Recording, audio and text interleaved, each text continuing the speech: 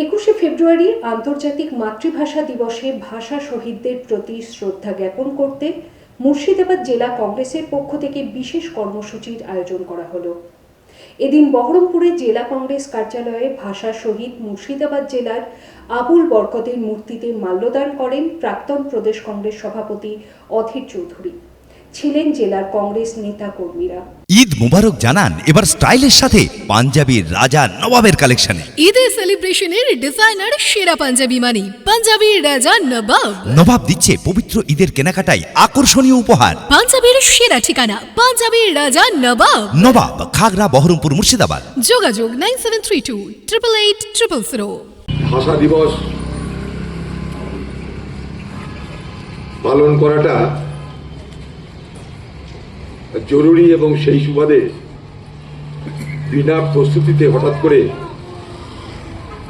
আমি পার্টি অফিসে যিনি দায়িত্বে থাকেন জয়ন্তকে বললাম যে তাড়াতাড়ি করে একটা অনুষ্ঠান করতে ভাষা দিবস পালনের। তখন বাসছে 10টার উপর, সময় ছিল না, তাই খুব স্বল্প সময়ের মধ্যে আমাদের এই অনুষ্ঠান করতে হচ্ছে। তো যাই হোক, সর্বপ্রথম আমরা ভাষা দিবসকে কেন্দ্র করে যারা ভাষা শহীদ তাদের প্রতি আমাদের শ্রদ্ধা জানানো দরকার এবং সেই ভাষা শহীদদের প্রতি শ্রদ্ধা জানানোর জন্য আমি আমার বক্তব্য পেশের আগে 1 মিনিট অন্তত আপনাদের নীরবতা পালন করবার আবেদন করছি। ভাষায় কথা বলার জন্য তাদের উপরে হামলার খবরও শুনি। দুর্ভাগ্য আমাদের, কারণ আজও পৃথিবীর 5ম সব থেকে বেশি ব্যবহৃত ভাষার নাম বাংলা ভাষা। পৃথিবীতে সব থেকে বেশি যে ভাষায় মানুষ কথা বলে সেটা প্রথম ইংরেজি, তারপরে চাইনিজ, তারপরে হিন্দি, উর্দু, তারপরেই স্প্যানিশ এবং 5ম হলো এই বাংলা। কেন? ওপার বাংলায় প্রায় 18-19 কোটি মানুষের বাস, এপার বাংলায় আমাদের এখানেও প্রায় 11-12 কোটি। পৃথিবীর বিভিন্ন জায়গায় ছড়িয়ে আছে বাংলাভাষী মানুষ, সব যোগ করে দেখা যাবে 40 কোটিরও বেশি মানুষ এই বাংলা ভাষায় কথা বলে। কিন্তু এই বাংলা ভাষাকে কেন্দ্র করে ভারতবর্ষের পার্শ্ববর্তী দেশ বাংলাদেশে যে লড়াই, যে আন্দোলনটা হয়েছিল, সেই আন্দোলনের প্রতি আমাদের কৃতজ্ঞতা এখানে। সেই আন্দোলন সারা পৃথিবীতে ভাষার প্রতি মানুষের আবেগ, ভাষার প্রতি মানুষের ভালোবাসাকে, ভাষার প্রতি মানুষের শ্রদ্ধাকে পৃথিবী জুড়ে প্রমাণ করে দিয়েছিল। দেখুন, বড় অদ্ভুত ব্যাপার, বাংলাদেশ হচ্ছে পাকিস্তানের একটা অংশ, যাকে বলা হতো পূর্ব পাকিস্তান। পাকিস্তানের অঙ্গ মানে তখন পাকিস্তান দেশ ভাগ হবার পর মুসলমান দেশ হিসাবে, ইসলামিক কান্ট্রি হিসাবে আত্মপ্রকাশ করেছিল।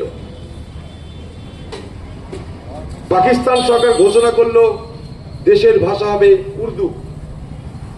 বাংলাদেশের বাঙালিরা বলল না, দেশের ভাষা উর্দু হলেও বাংলাকে স্থান দিতে হবে, কারণ জনসংখ্যায় বাঙালিরা উর্দু ভাষীদের থেকে বেশি ছিল।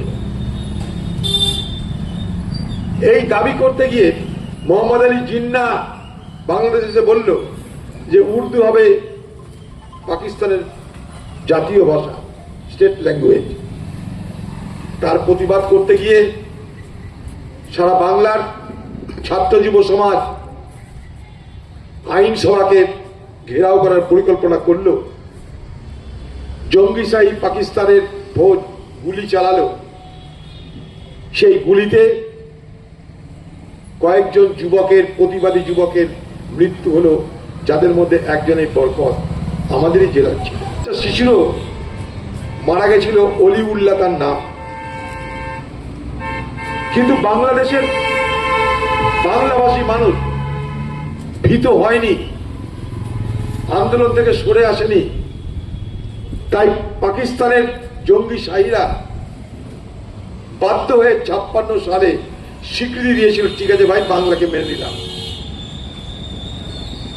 1952 21শে ফেব্রুয়ারি শহীদ হলো যে উদ্দেশ্য নিয়ে, সেই উদ্দেশ্য সফল হলো। 56 সালে পাকিস্তান সরকার বাধ্য হয়ে স্বীকৃতি দিল। কিন্তু সারা পৃথিবীর মানুষের কাছে তার নিজের ভাষায়, যে ভাষায় সে কথা বলে, সেই ভাষার গুরুত্ব, মূল্য, সেই ভাষার প্রতি শ্রদ্ধা সম্মান দেখানোর যে লড়াইটা তারা করেছিল, সারা পৃথিবী উদ্বুদ্ধ হয়েছিল। এবং 99 সালে ইউনেস্কো, সারা পৃথিবীব্যাপী গ্লোবাল যে অর্গানাইজেশন ইউনেস্কো, তারা স্বীকৃতি দিল বাংলা ভাষাকে আন্তর্জাতিক মাতৃভাষা হিসাবে। বাংলার জন্য থাকলো না, সেটা শুধুমাত্র বাংলা ভাষী মানুষের জন্য আর সীমাবদ্ধ থাকলো না, এটা হয়ে গেল সারা পৃথিবীর আন্তর্জাতিক মাতৃভাষা পরিচয়।